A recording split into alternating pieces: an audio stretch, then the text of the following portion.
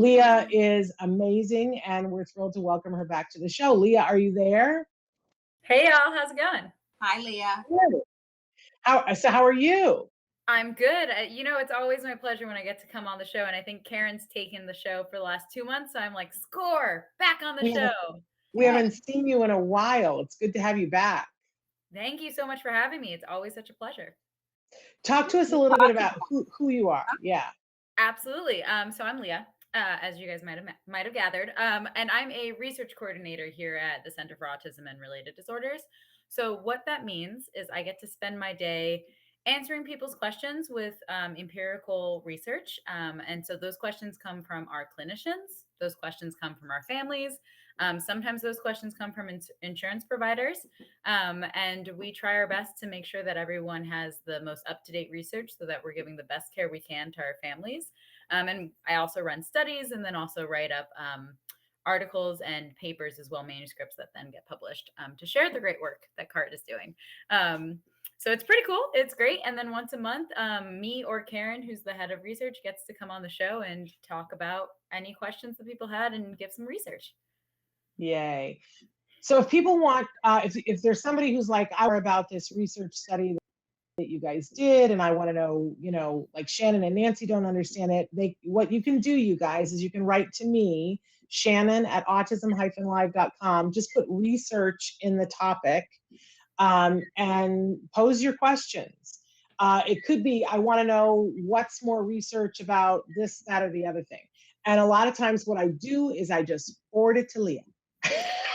I say, Leah, somewhere put this on your agenda. And that's a wonderful thing. So what have you come to talk with us about today? Yeah, so it actually ties in a little bit with that Israeli study you were just showing, but I'm here to talk about employment and underemployment in the autistic population. Shannon, yeah, woo. Shannon, Yeah. to your point, I think this is a question someone asked us many moons ago that we've been slowly getting to. And so if you have any questions, please email us, let us know. I always take a best guess at what would be interesting to your audience, but it's even better if the audience just tells me. So definitely let us know. But yeah, so today I'm going to talk about employment and autism. Specifically, there's an article that came out back in 2018. So it's a few years old. It's 3 years old by Harmuth and colleagues. And it's a literature review. And what I really like when I have an overarching question that's just like, talk to me about employment and autism. I like to find literature reviews to come on the show and talk about. And the reason that is because literature reviews are someone else has done all my work for me, basically. They've gone through, they've looked at all of the literature, usually for at least the last 2 decades, and they have then given a great overview, a summary, and some conclusions, rather than me saying there's one study. This way I can say there are so many studies that all say this. So that's the article I'm going to talk about today, is a study that looked at all of these other studies for the last 20 years. I think they looked from January 2000 to January 2018 to look at different employment opportunities, challenges, barriers, and some articles also that talked to people with autism about their experiences of employment. So unsurprisingly, employment is really important to individuals. It's important to every individual for their quality of life and to contributing to identity and self-worth. We feel really good when we make an impact and have a job and get a paycheck. Also, a little unsurprisingly and unfortunately, employees with ASD receive lower compensation than neurotypical employees. Employees with ASD tend to work fewer hours. And when you put that all together, they tend to not as frequently reach full-time employment as neurotypical employees, unfortunately.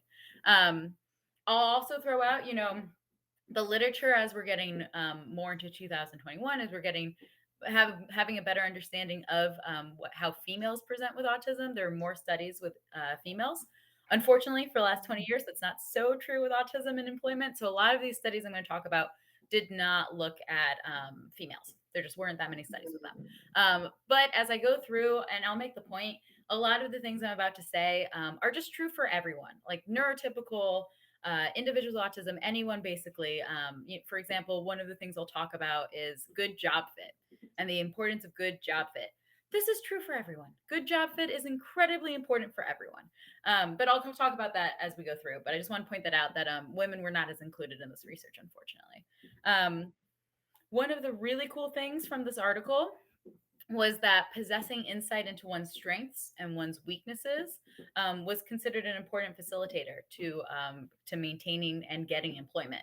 So I love that idea that you can sit down with your child, your clinician, and you, whoever, can sit down with your child and really talk about strengths and weaknesses and what might be interesting to them as they move into the workforce. And I mean, that's just helpful information for everyone too. Possessing skills related to the job was also a contributing positive factor. This one's a little bit on the duh scale, as Shannon likes to say. But I love this one too because there's so many things that we do that we love that we can translate into work. So, for example, if your child loves video games or websites, they might love to be a software developer. They might love coding, and there's some really cool coding software development games nowadays that are not like necessarily, here you go learn JavaScript. It can be more interactive and fun, and then also like user experience. Maybe they love designing websites with the actual like colors and experiences that way, and that's something also that you can really translate into job. Maybe they love facts and figures or writing. Maybe data science, research, or journalism would be something that's interesting to them. So you can really kind of think about what their strengths are, what their weaknesses are, and work through that and kind of decide what might be a good career path. And there's a really nice way too that you can say, listen, I might be autistic, but I have a really unique perspective that I can share with employers that you can build up as a strength. 'Cause I think it is. It's and you know there are other things that might be like detail orientation and other things that might come with potentially the diagnosis, but also can be a huge strength. So thinking about again how you can kind of look at these strengths and really talk about them and make it into a good fit for you. Um, Having a supportive social environment at work, so folks who understand and were supportive of individuals with autism was a positive facilitator. And going kind of hand in hand with that, having diversity training specific to autism also increased understanding and support amongst coworkers. Um, and there's a lot of resources out there for diversity training. If you're comfortable with it, not everyone wants to self-advocate this way, and that's totally fair. But if it's something that you might be comfortable with, you can always ask an employer to have diversity training if they don't have it. And Autism Speaks does a wonderful job with diversity training. There's also the Job Accommodation Network. I think this is a federal or government group that also does a lot of resources, a lot of coursework. Customized workplace accommodations was also really useful in facilitating. Accommodations were frequently developed at the start of work. So if you have a child who's about to go into work, you might say, hey, by the way, make sure during orientation you talk about what accommodations you might want. There's a lot of supports that you can have, like an on-site job coach or an off-site job coach, or supports for workplace participation. So this was something I didn't think about until this article, but transportation to the work site. Or work events, right? You can carpool with someone in your neighborhood.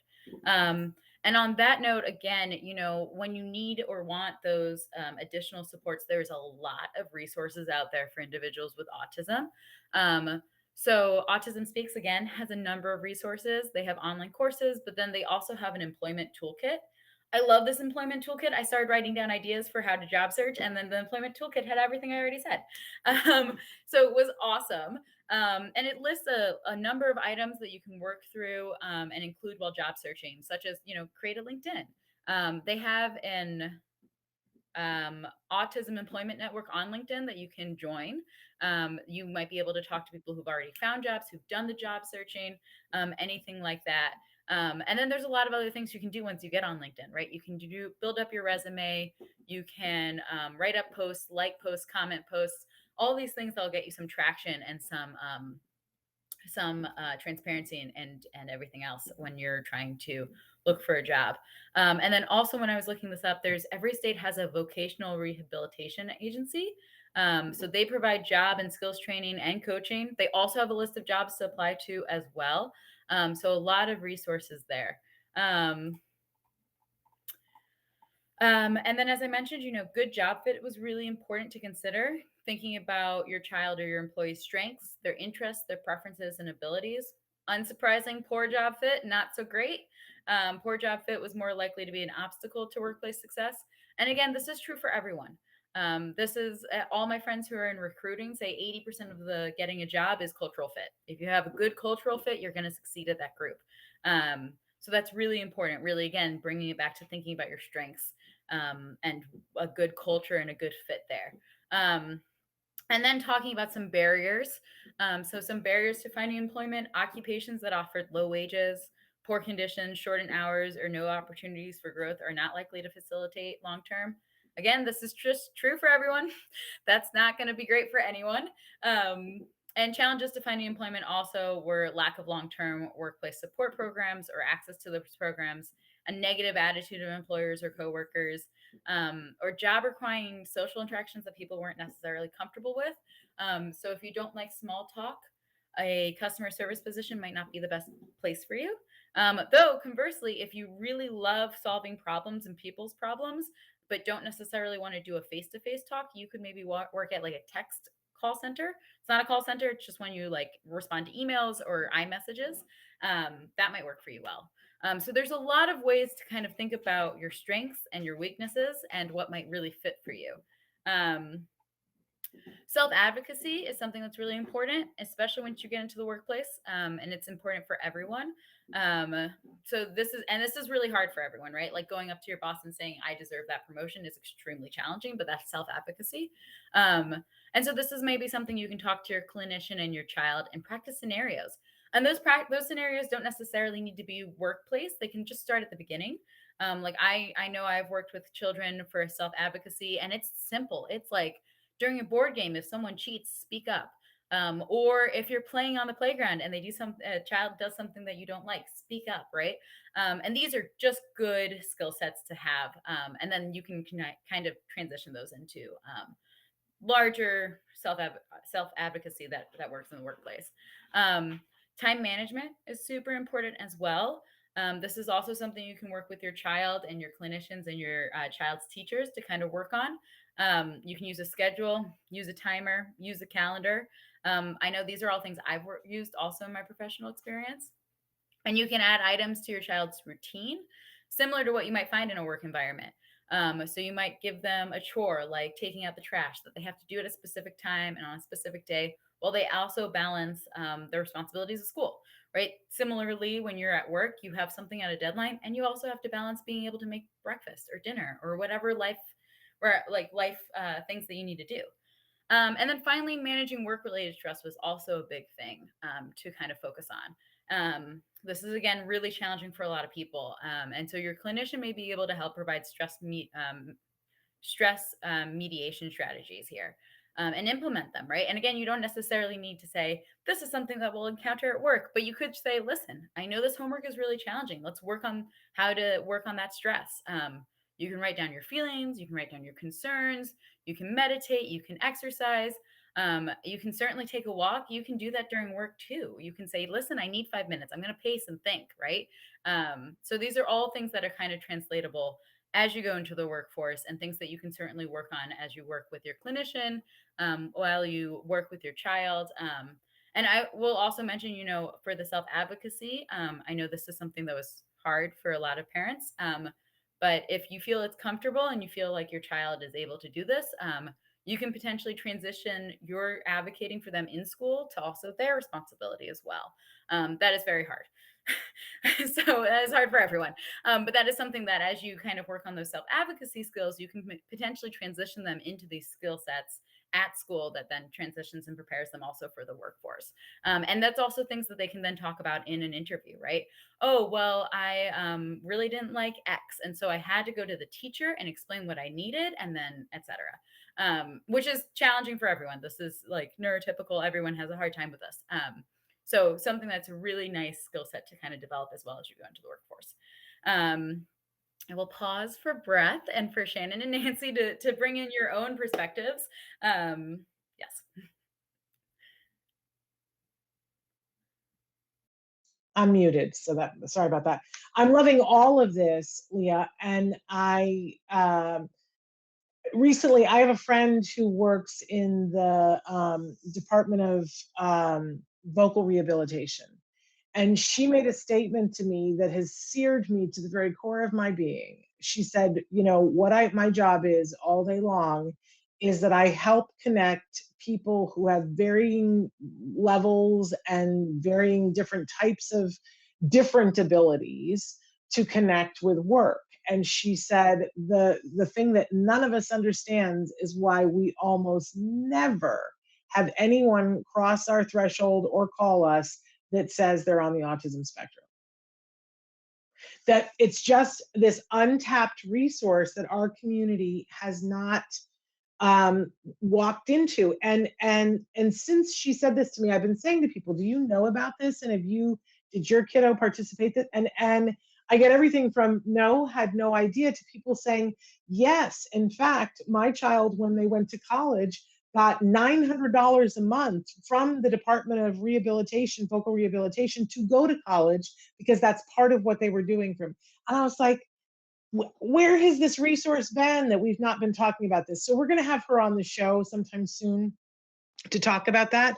But I'm hearing you talk about this, and I'm like, oh gosh, why have we not been talking about all of this before? And of course, Nancy, you know who this makes me think of. Well, of course, it's Joanne Lara, right? Because Joanne, our dear friend Joanne Lara, who was always about everybody deserves a chance to work, everybody deserves a seat at the table.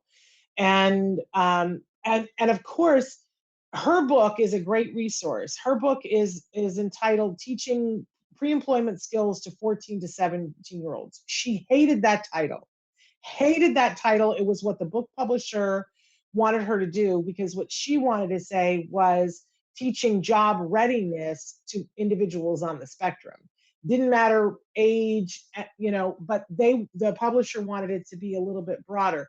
But you can get that book on Amazon. I feel like it's $11. And here's the great thing, is that it not only has all the lessons that Joanne's program used to teach, but she has every worksheet, like how to teach them how to set up their email and do the lesson and the worksheet, how to do your resume, how to practice interviewing, how to fill out this form. It's all there. It's the curriculum to her Autism Works Now program, which Wyatt participated in, right, Yes, Nancy? my son participated in that. And actually, she also had a program called Glorious Pies, where the kids would sell pies at events, and Wyatt got his first paycheck from that.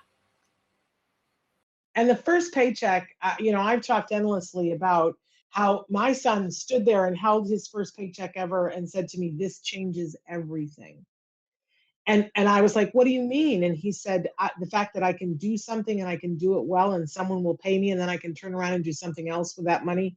This changes everything, Mom. And I thought, oh, how could we not give this to every single one of our kids, right? So I love that we're talking about this and we're talking about positive things that we can do. Nancy and I have both had the opportunity to be a part of the workforce alongside individuals on the spectrum. We've watched as issues came up and issues were resolved, and the companies were better for it. It doesn't mean that nothing ever comes up, but I gotta say, I don't think anything more came up than we have to deal with people who aren't on the spectrum, right? Issues come up and you deal with them. I don't know why though. Sometimes when I know for a while when there was one case in particular with Joanne where there was one kiddo that we were trying to get him a job. And I don't want to like tick people off and say what the company, but it was a company who was saying it was a movie theater company, and they were saying that they were in support of hiring people. They said that they had a program, and we had this kid in the door, and we tried and tried and tried, and we kept coming up against this roadblock. In fact, it's the reason why Joanne started Glorious Pies, because she said we've got to show these people how easy it is to put these kids to work. But it was, they were like, well, we don't have the training and we don't have and we were saying, then do it. Why are you dragging your feet? But it is the problem. Leah, all the things that you just listed, you have to get an employer to be willing. And I love that, 60 Minutes and Anderson Cooper did a whole article last year showing them why they should and why some companies have gotten willing. And some companies have said, we're creating an entire department because we know we're going to benefit from this. These are incredible employees.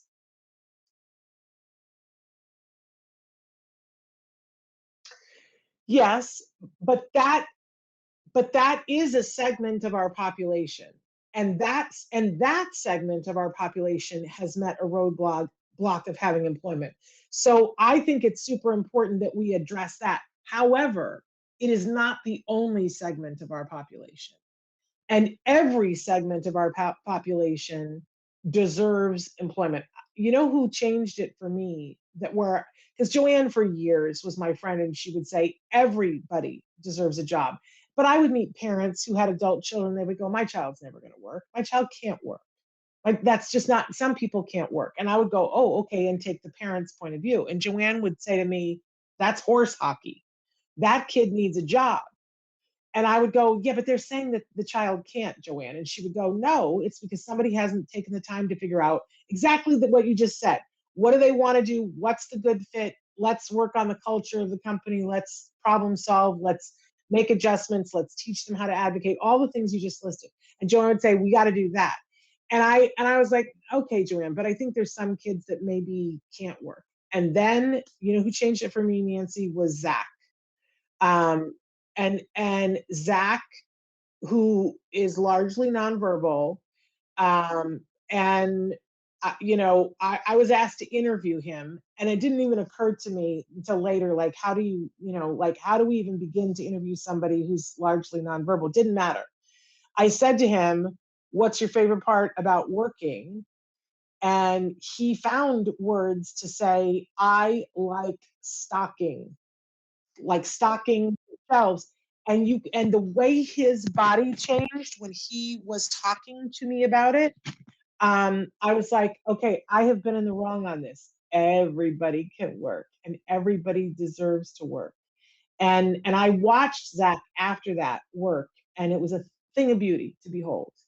And his self-esteem would go up when he worked, and he was good. He was really good. There was one day they went to an event and they gave him flyers to hand out. And at one point, somebody turned around and they were like, "Where's Zach?" Nothing would do. He was going to get rid of every single one of those flyers and give them nicely within the criteria of what he was asked to do. He was a man on a mission. Um, it's a Everybody deserves a job. So that's what I have to say.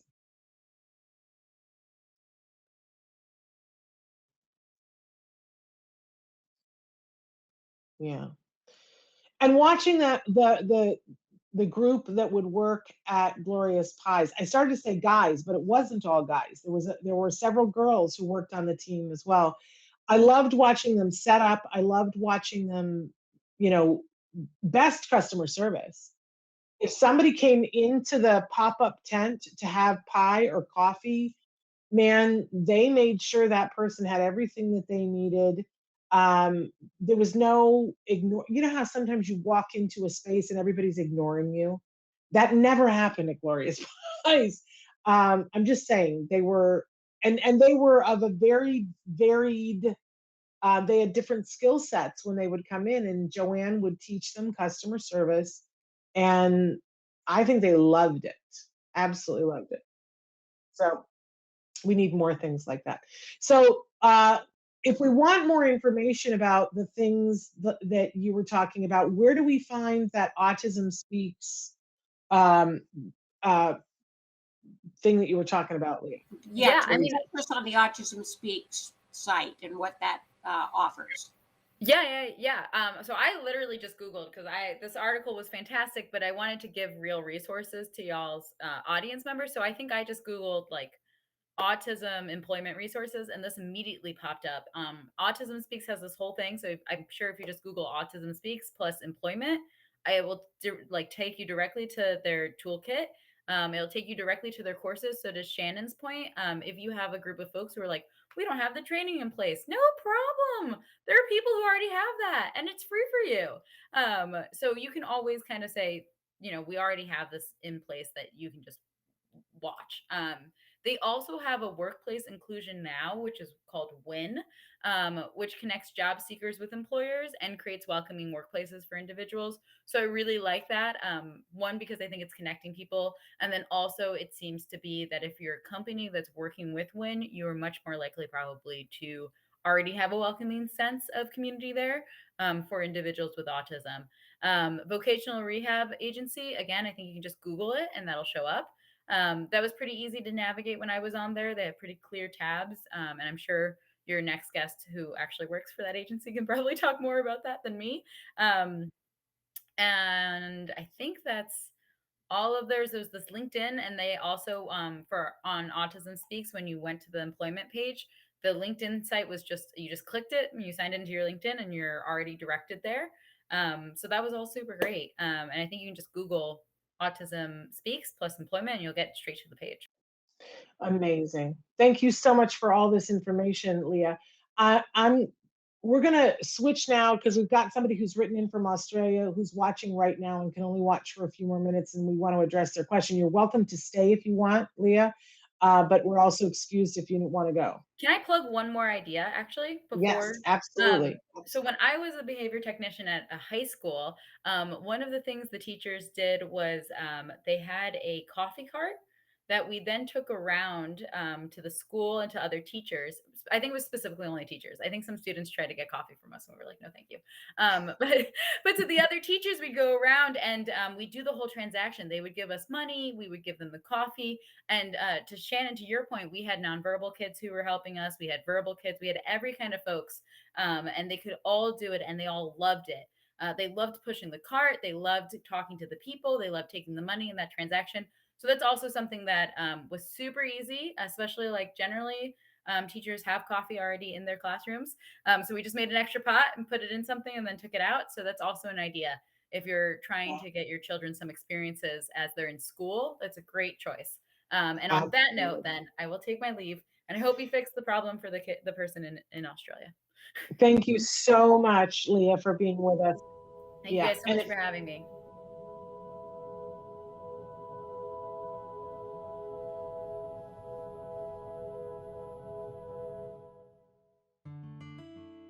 Thanks for watching Autism Live. If you found anything helpful in this video, please give us a like. In fact, make sure that you smash that subscribe button on YouTube and give us a like on Facebook. You can also follow us on Twitter and Instagram for important updates. And please download our free podcast wherever you get your podcasts. See you next time. Until then, give your kiddos a hug from me and one for you too. Bye-bye for now. To subscribe, click here. And if you'd like to check out some more of our videos, click here.